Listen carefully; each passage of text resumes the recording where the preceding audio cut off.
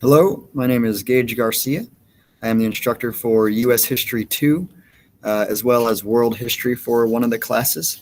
I'm going to kind of combine those two into one video here because my syllabus for both of them is very similar, but I will outline some specific differences as we go. As I mentioned, I'm Mr. Garcia. I mentioned to your students that my email is ggarcia@capon.org, and this is the best way to reach me.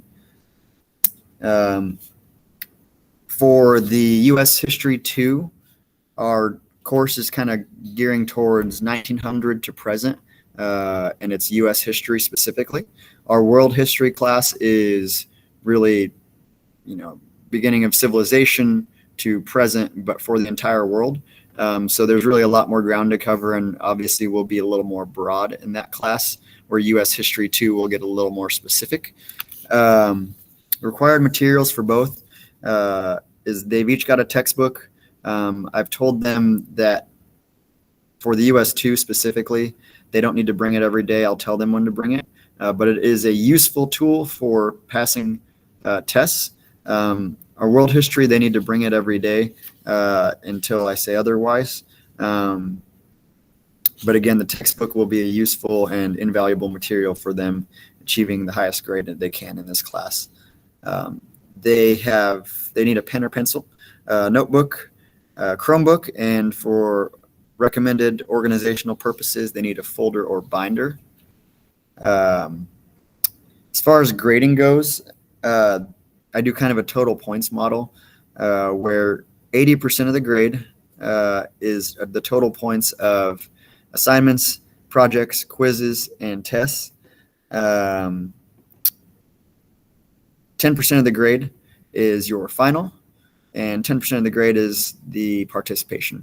And I've mentioned to them that participation means they don't have to raise their hand all the time. They don't have to be an outgoing person per se, but they do need to be not obnoxious, not acting out kind of thing.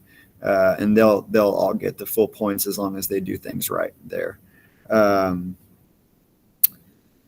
For late work, I mentioned to them that late work is a 10% deduction daily for every day it's late.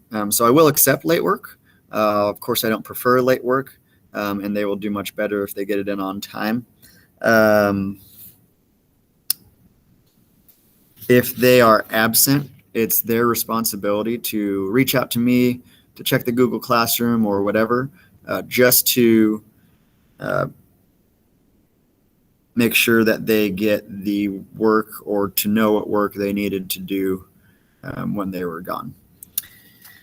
As far as how I expect them to behave in class, it's the pretty standard stuff. So they need to be on time, be prepared, be awake, not have cell phones. Let's see.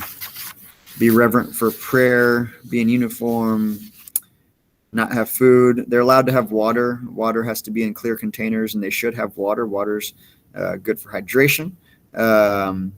Obviously, they're not allowed to cheat. They are allowed book bags this year in the classrooms for COVID mitigation purposes. They need to have their demerit card, agenda, lanyard, etc. on them at all times. And that is about what I have. They were all sent home with a syllabus that required a parent or guardian signature. Everything I just mentioned is actually on that syllabus, and I hope you guys had the opportunity to look at it. Please feel free to email me whenever. I check my email pretty often, and I'm usually pretty punctual with answering.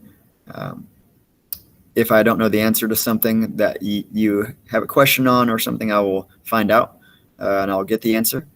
But like I said, please feel free to email me. I always look forward to hearing parent emails and welcome them for sure. Otherwise, looking forward to a great year. Looks like we have a great bunch of students I mostly teach juniors. 5 of my classes are U.S. history, and only 1 is world history. So I mostly teach juniors, and it seems like we've got a nice, fun bunch of juniors here this year. And I know we'll get a lot of good work done. I know we'll get a lot of good learning done. And it's going to be a great year. So please feel free to reach out to me if you have any questions. And thank you for watching the video.